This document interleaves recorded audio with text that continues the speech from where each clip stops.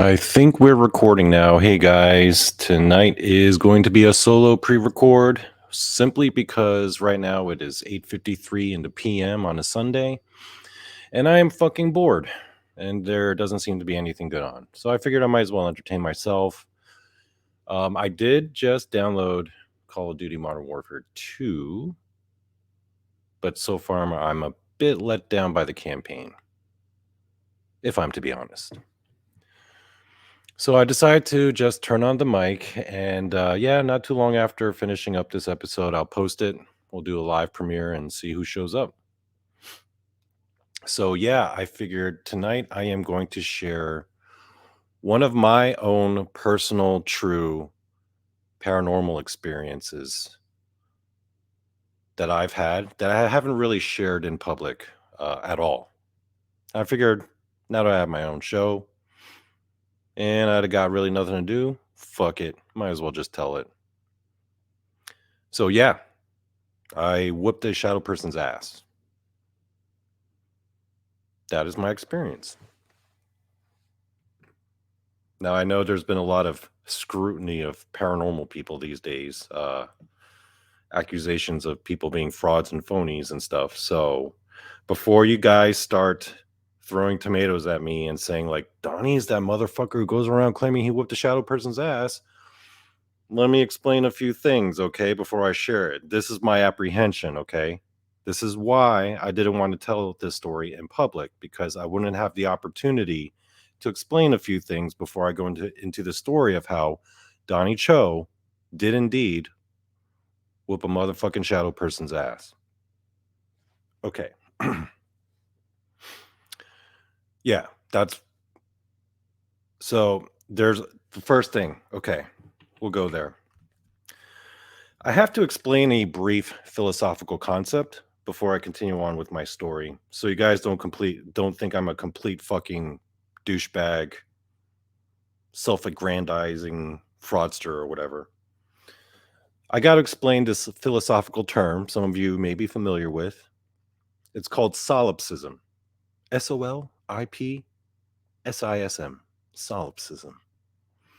Now, I am going to consult the holy text of ancient and eternal wisdom, known as Wikipedia, to give you the official definition of solipsism, and then I'll explain how it relates to this story.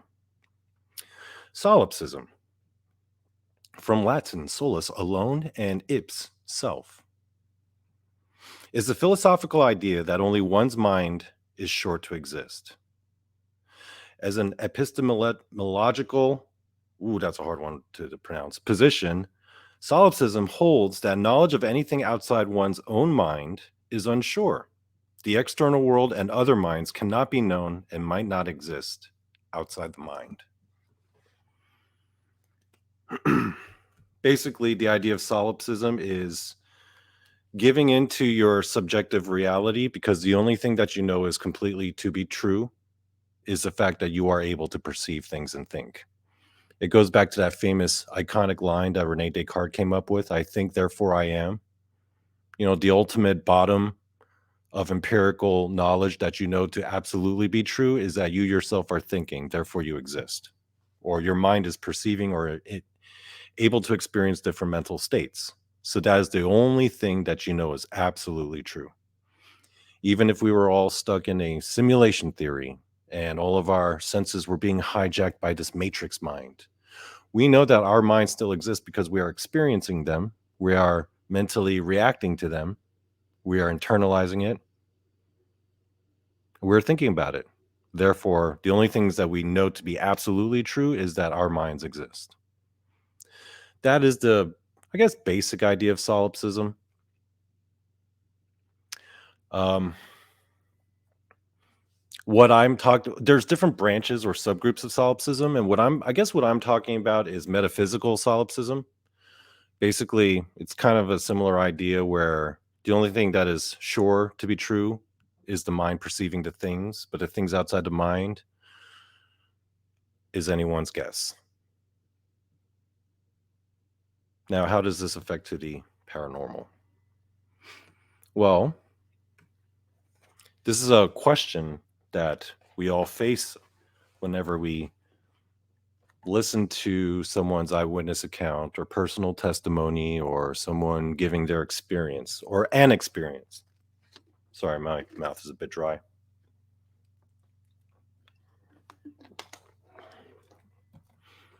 Where was I? Oh, yeah. So, everyone in the paranormal that I've met, like 90% of them are there because they've had an experience of their own. All of my friends have had experiences of their own.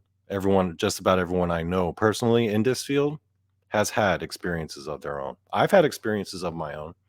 And no, this is not a bit, this is not a joke. Okay. Like I've had my own experiences. Otherwise, I wouldn't be here. Everyone on my group of friends, they've all had experiences. Jason's had his experiences. He's had multiple. Texas had multiple. Rob has had multiple. Brandy and Krista, they've all had experiences. I don't know if Randy's ever had an experience. I've never asked him. I should ask him next time. Anyway, everyone, right? A lot of you guys in the chat, you've had your own experiences, I'm sure. And my experience, one of them was of whooping a shadow person's ass. I whooped his ass pretty good, too. That motherfucker didn't know what hit him. So we've all had these experiences, right? And you know what? Let me go ahead and pick on Jason because, he's on here a lot and I'm pretty sure he's shared his experience. Not on this channel, but I know he has on his channel with me recently. We talked about it. Jason saw a pterosaur, right? Rob saw a Bigfoot. Texas had multiple encounters with Dogman. Brandy just saw a Bigfoot. Krista's experienced all this ghostly stuff. In all of those cases, right? There's two ways to interpret those stories. There's the subjective idealism that was introduced when I told you guys about the philosophical concept of solipsism. And then there's the objective reality. We call it in the philosophical circles objective idealism, right? The objective idealism is the opposite, that there is an objective truth, right? This bottle objectively exists. It's accepted by science. It's accepted by all. And anyone who chooses to perceive this as not existing is either hallucinating or lying. That's the idea of objective idealism, right? So let's say Jason comes up to me one day and he tells me his story, which I'm sure you guys have heard as well. One day, I believe when he was 12, he was out fishing with his buddy. He was making his way up from the riverbank. He's about to go into the tree line when he turns around and a fucking actual pterosaur flies right by him. And when I mean right by him, I'm like, its wing was like 5 feet away from his face. This thing flew right by him. What does the objective idealist say to that? Objective idealist says, well, according to accepted scientific reality, pterosaurs have gone extinct millions of years ago and therefore do not exist. So, as they objectively do not exist, 12-year-old Jason seeing what he's seeing, the only possible outcome, if we want to get all Occam's razor about it, is that he was either lying or hallucinating. That isn't their chosen decision to that isn't what they choose to conclude. No, that is the only choice that they have because of objective idealism. Those are the only two possible choices because objectively pterosaurs, according to mainstream science, doesn't exist. Now I know you guys don't think like that. I don't think like that. How does the subjective idealist think? How does the solipsist think? The solipsist would think he experienced, granted that he's not lying or hallucinating, if his mind perceived it, if his visual cortex interpreted what his eyes were picking up as a pterosaur and all the emotions that he experienced and everything that he experienced mentally as a result of that, well, that's the real experience. No ifs, ands, or buts. That's it. He experienced it. It's his mind. Granted, he's not lying or hallucinating. Like he's in a right state of mind. There's no drugs in his system. He's not trying to create a scam. Do you have to accept that pterosaurs now must exist? No. Solipsism isn't concerned with that.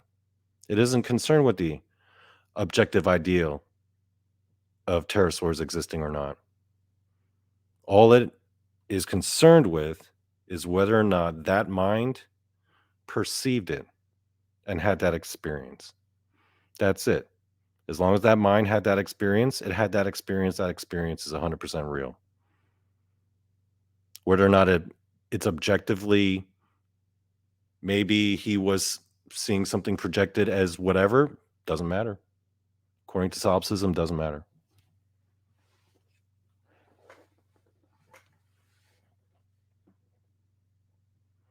Right? Rob saw a Bigfoot. Now, I guess the debate's still out on whether or not mainstream science is willing to accept the existence of Bigfoot, because I do know that there are some scientists out there who are playing with that idea. But let's just say someone, again, in their definition of what the objective ideal is, says that Bigfoot obviously does not exist. So Rob was either being tricked, he was hallucinating, or he's lying. But then when you ask him about his experience, was it true? As long as he experienced it, then that experience is therefore true. Because the mind that can experience a thing, and that's it. Whether or not Bigfoot exists, or whether or not that thing he was looking at was a Bigfoot or not something else, or a guy, it doesn't matter. Doesn't matter. That, my friends, is the story of solipsism. And that is why I want, well, that's why, but I wanted to lay that out because it's very important for what I'm about to tell you about my story. And this actually happens not a bit. But again, the only way I can tell it is I got to have the opportunity to explain what solipsism is. Because otherwise, you guys are going to think I'm some kind of fucking fraudster or whatever, or fucking phony. By the way, I've been very disappointed in people lately. All this stuff going on in the community, finding out that people have been lying about stuff. You're like, damn, really gotta lie about that? Y'all motherfuckers take yourselves way too seriously. Shit. Over YouTube money? Really?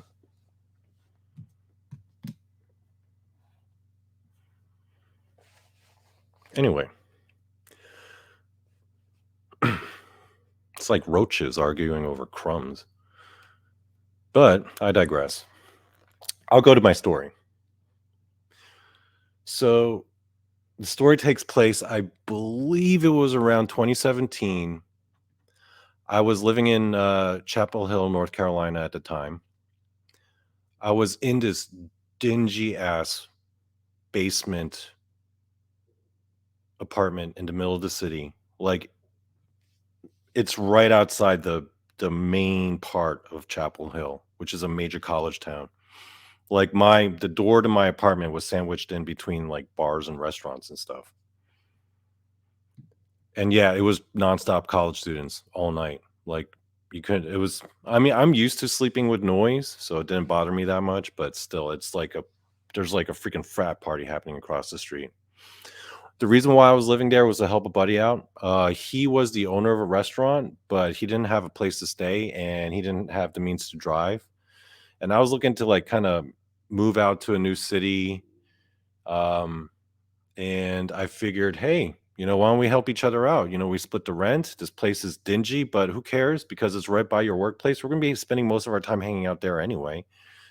The apartment was simply just used as sleeping area, bathing area. Literally, that's it. And then we'd be hanging out the restaurant all day. So it was really just kind of a functional thing. And but the building that this apartment was in had to have been like 300 years old. I mean, Chapel Hill is an old city. It's an old town. So a lot of those buildings are from like the colonial era, and this building was old as shit. I remember one day I was in bed, and the way my room was set up, there was only one bedroom. One of us took the couch, we alternated. And at the foot of the bed was actually where the closet was. And if you're lying down and you face left, that's where the bathroom door is, and then next to that is like the dresser. So I'm falling asleep. I got work the next morning. No, I wasn't on any kind of booze or drugs or anything. So, chemicals were not an issue. I was just going to bed, getting ready for work. I go to bed. Pretty sure I went to bed that night at around like 10 or 11. I'm falling asleep. I'm like in that zone where I'm like halfway asleep. I'm like almost there. And then bam, it hits me. Sleep paralysis. And I know what sleep paralysis feels like because I got it a bunch when I was a kid, and it's not fun. But the thing is, I had not experienced sleep paralysis in years as an adult, especially like later after my 30s, never got it. So, like, I experienced it mostly as a kid up through to my 20s. But this one just happened, and I remember there was this weird feeling of like, it was a mix of fear, terror, and dread.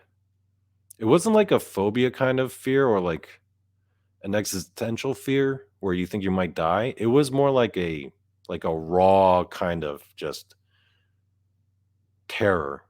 Like someone was like injecting liquid terror into your veins or something with a syringe. And it started from my feet and I'm frozen, and it's like this feeling of terror started slowly creeping up my body, which is weird because it's not like your feet can feel scared, right? The only thing that feels scared is your mind. I'm like, why are my feet feeling scared? It's weird, right? And this weird feeling of fear, as I was lying there half asleep, paralyzed, was slowly creeping its way up my body, up my legs, up to my waist. And I just felt like this panic, this fear, and this terror slowly creeping up on me, getting ready to engulf me. And right when I was about to get engulfed, like I perceived in my mind's eye, okay? It was in my mind's eye. I perceived a shadow person standing at the foot of my bed in front of my closet. It's not like my eyes were facing it or anything. I don't even know what my eyes were doing, but it was just like that mental, I guess, image of that thing standing over me at the foot of my bed was just there as this fear was creeping up. And then the weirdest thing happened. It was like there was this sudden, it was a realization, but it wasn't a question I was trying to get to, but there was it was like someone dropped a little nugget of knowledge in my brain where I suddenly realized that this fear was what this thing is here to feed on. Like I just suddenly knew that. Like, oh, this is like food for it. This is what it wants. It wants food. Me being engulfed by this terror, this is food for it. I guess it's like its energy source, whatever the fuck it is. But I just knew it. It just like, bam, that knowledge just bloop, just blinked into my brain, and I just suddenly realized, oh, that's what you're here for? You want my fear? And then suddenly there was something in me that was just like, then have it all, bitch. And then like Cyclops out of the X-Men, like I just blasted that, right? It was like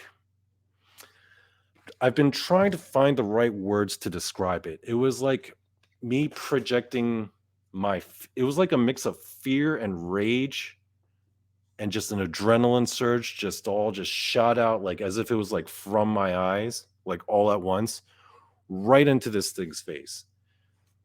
And again, in my mind's eye, in my mind's perception, I'm like, I go from lying stiff to all of a sudden my face is right up against its face, like nose to nose, like our noses are touching. And I am unloading like this psychic, like energy beam, Kamehameha wave of fear and rage, like right in its face. I was like, "Oh, you want it all? Have it all." Remember that old school Disney cartoon where Donald discovers Huey, Dewey, and Louie smoking cigar, like with a box of cigars, and he's like, "Oh, I'm gonna punish you. You're gonna hate cigars after I do this," and he forces them to smoke it all at once, and they're all dying, and then he realizes it was his birthday gift.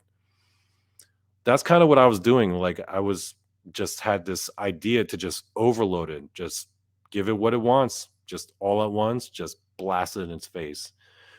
And the damnedest thing happened. And this image will be sheared into my brain like those old school TVs when you leave it too long on pause for too long and you get that screen burn. This image is like burned in my brain. Like I saw it get scared. What does a shadow person look like when it gets scared? Well, it's blacker than black, as they say. It's darker than dark. You can't make out any features. But I remembered that when I was up in its face, nose touching nose, I couldn't make out details, but I could sort of make out like the contours of its face. Just enough to make out, I guess, whatever, make out like some kind of expression. Like I could sort of see where the cheeks were and the jawline was and a little bit of the brow. So you can kind of make a sense of like what it was. But when I was in its face blasting it, I saw the shadow person go like this. Like that painting, that screen painting. Like its eyes got real big and its jaw dropped, and then I saw it just started flailing. Like its arms were like flailing. Like those inflatable tube guys in front of those like car dealerships. Its arms were like flailing like that, and it was like panicking. It was like, man. And yeah, I saw it, for lack of a better term, it was cowering. I fucking blasted a shadow person in the face with my psychic fear blasts energy beam, and I made that motherfucker panic and cower. Now, when I came to, I got up, and I usually sleep in just my boxer shorts, and I have those kinds of boxer shorts that open up in the front, so you have easy access whenever you have to go to the bathroom.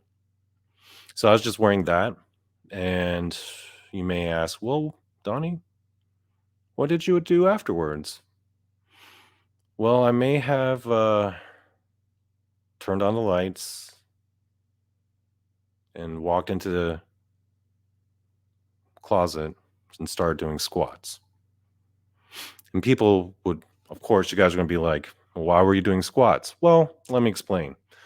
There's a little terminology in the video gaming world called teabagging, where essentially when you're playing an online game like Call of Duty or Halo or even Street Fighter or Tekken, whenever you beat the guy's ass and you whip that ass good, you walk over your opponent and you teabag them, which is basically, you're taking your testicles and you're dunking them in your opponent's face like a teabag. Hence the word teabagging. And this is typically done by, like, if you're in a first person shooter, you would walk over your opponent and repeatedly, very rapidly press the crouch and stand button. So it looks like you're kind of dunking your nuts over their head. So yeah, I went into the closet in nothing but my underwear, balls hanging out, started doing squats. Imagine myself dunking my nuts in that shadow person's face. So yeah, that's what I did. Now, pretty ridiculous fucking story, isn't it, folks? Aren't you glad now I explained the story of solipsism, right? Because again, was Donny Cho really being attacked by a shadow person? And did he jump out of his body with some psychic energy blast kung fu kamehameha wave like a Shinku Hadouken from Street Fighter? Did he really do all that, or was that just his solipsism kicking in? Was that him in his solipsistic state as he was falling asleep, dreaming of whooping a shadow person's ass because at the time he was just starting to become a paranormal nerd, right? I mean, I experienced it. I do have the emotion of it. I do have the memory of it. And that image of that shadow person going like this, that is burned in my brain. So, in the solipsistic, subjective, idealistic point of view, yes, that experience is true because it's true for me. It's real to me, damn it. Right? That's why I like wrestling so much. It's real to me, damn it. Is it real to you? Do you guys accept that in your objective, idealistic reality? Do you acknowledge my own solipsism? Am I just full of shit? I don't know. Whether or not this story is true is up for you folks to decide, not me. So I'll leave it in your hands. All right. So I guess that is the end of. Ooh, I went 26 minutes. Not bad. I guess we'll end early here. Yeah, this is just, guys, I'm just dropping random pre records whenever I fucking feel like it because it's my goddamn show. However, you can count on the regular Wednesday at 8 p.m. Eastern time slot. That's like my regular show. Whether or not that's pre recorded or live is really depends on the scheduling. Like if I have a guest and they can't make a Wednesday or something. But I think it's mostly going to be live. Lives are just easier to do, really. You just kind of I just kind of roll my lazy ass off the couch, plop myself in front of the TV or the computer, and just hit stream. And I'm like, oh hey, there's people here. What's up? So okay, I'll let you guys off with that. Think about it, and yeah, if I'm full of shit, please let me know in the comment section. Thank you, folks. Bye.